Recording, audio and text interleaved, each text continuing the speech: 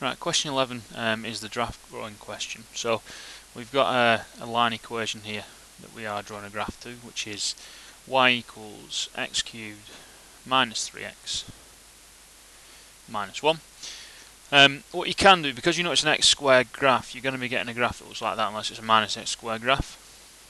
So it'll do something like that. What you can then see is you'll actually get symmetry on the y values. So in here you can see that you've got two minus 1s. So actually the symmetry will come in here. I wouldn't advise looking for symmetry, just use that as a check to make sure your numbers are right. But your 2 here, 2 squared is 4, take away 6, and then take away 1 because 3 2s are 6.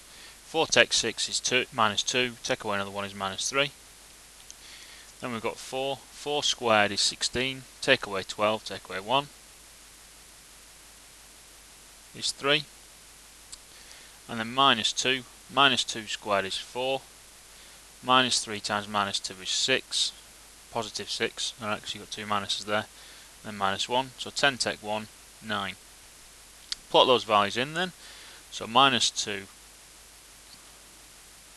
minus 2, 9, minus 1, 3, 0, minus 1, 1, minus 3, 2, minus 3, 3, minus 1, and 4, 3.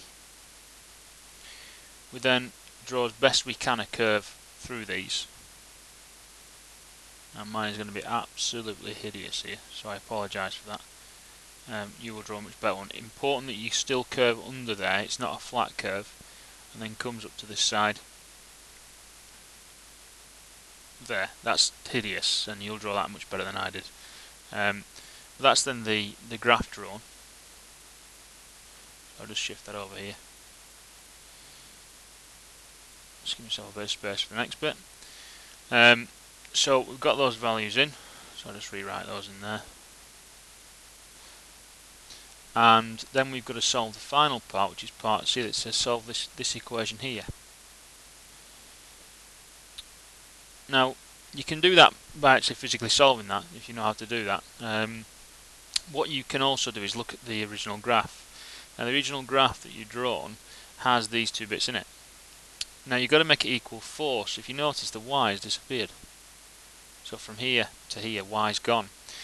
Well, you might just think y is 4, but it's not. If y was 4, then when you add you've got minus 1 there, so when you add the 1 on it, it'll become 5, so it'll be different to this.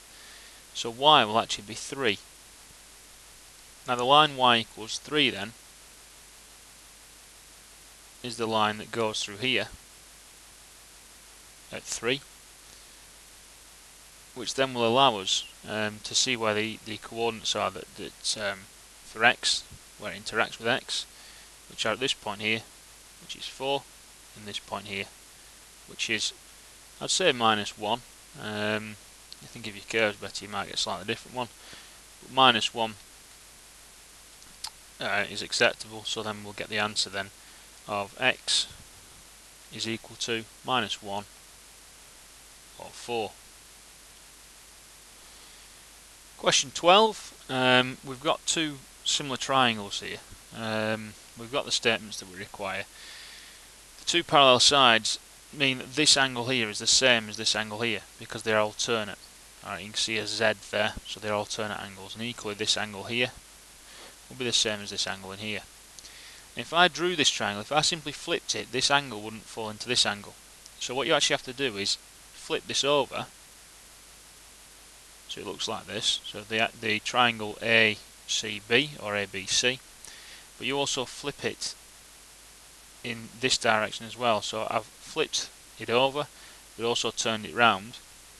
If I then write the values, so that would be 3 there. 2 would still stay here. What you can then do is you've got CPQ, that triangle, is exactly the same, or is similar, sorry, not exactly the same, is similar to this triangle. And if you compare this side to this side, how do you go from 3 to 12? Well, you times by 4. So if we're looking at the length PQ, PQ then is this length here. So how do we get that? Well, if you know that's 2, we just times it by 4, and that will give us 8 centimetres. That's for part A.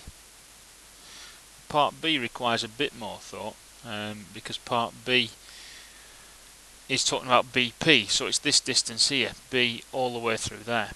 Well, you know that's 10 already, so if we can work out what BC is, so BC is 10 divided by 4, because we're going smaller, which gives you 2.5. So if I now know that that there is 2.5, if I add my 2.5 to my 10,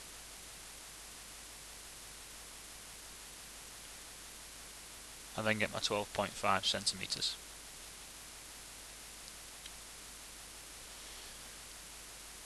Question 13.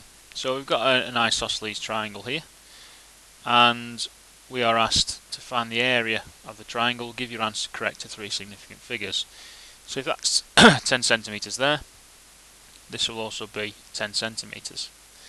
Now what we need to be able to do is find different amounts here. So how can we do that? Well, we need to really find the base, which is this distance here, and the height. Now the trick with an isosceles is to realise that actually the height, if you draw the height from the top to the bottom, creates right angle triangles. So I've now actually got a right angle triangle, and what would be very good is to work out this distance here, so we call it x.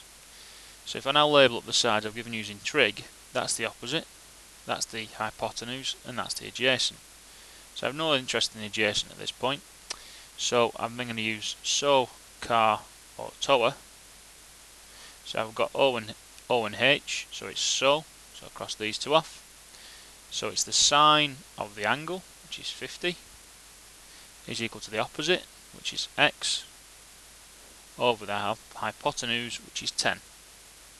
The 10 then you times up to this side, so we then get x equals 10 sine 50. So with 10 sine 50, and work that out,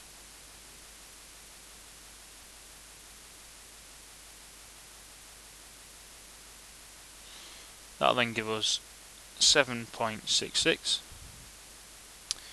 Now what we also need to do is, because it's isosceles, I can just say that this angle is 50 as well, just to show you on this side. We've got the opposite again, this is the adjacent, this is the hypotenuse. We need to work out the adjacent, so I'm not bothered about the opposite this time. So that time then it'll be using car, so this time it'll be cos of 50 equals A, which is the adjacent which we're trying to find out, we'll call y, over the hypotenuse, which is 10, times the 10 up, so y equals 10 cos of 50. So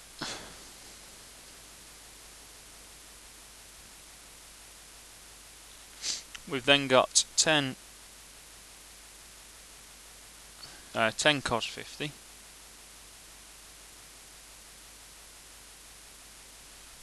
which is 6.42. Now that's just one bit, so I'm actually going to double 6.42 because that'll give me the full base, which is 12.86. Bit of rounding going on from this point. And then when I've got that, I'm then going to times that, because that's the base, by the height. So 12.86 times by 7.66, which will then give me an answer of 98.48. Now that's just the base times the height, and then I obviously have to half that value. I'm going to half that value there. I'll get my answer as 49.24. Now I think there is a typo and an error on the actual official mark scheme, but I could be wrong, and please correct me if you think they got half of that value, but I think that's correct. Question 14. Sally buys a car for, this is question 14, £4,900. She saves 30% of the original price of the car. What was the original price? Right. Because she saved 30%, then we've dropped it by 30%. So what percentage of the original was it? It was 70%. So we've got 70% of the value of the car. If I then divide that by 70, that'll give me what 1% is. So that'll then give me 1% of this value.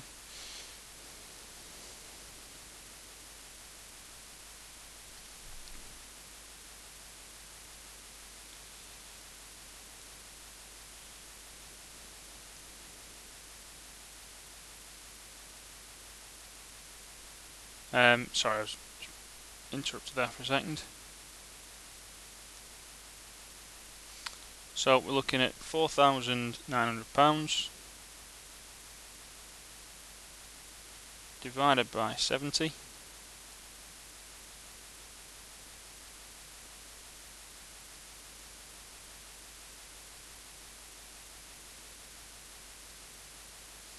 Which gives you 70 itself. And then you're going to times that by 100 because you want 100%, which is what the original value was, which will then give you £7,000. So £7,000 was the original value of the car. Question 15. Volumes of two mathematically similar solids are in the ratio of 27 to 125. This is volume. The surface area of the smaller solid, so what we've got here, the smaller solid here, so the area of the smaller solid is 36. Work out the surface area of the larger solid, so work out what this is.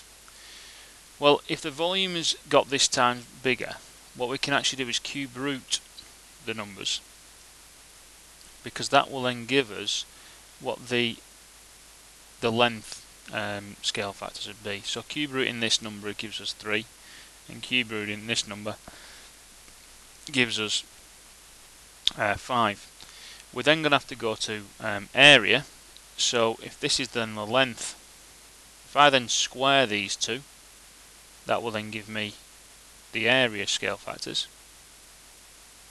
And then I'm going to times this by 4 then to get my 36. So that will then give me 36 there. That will then give me 100. So the answer then is 100, the surface area of the larger solid.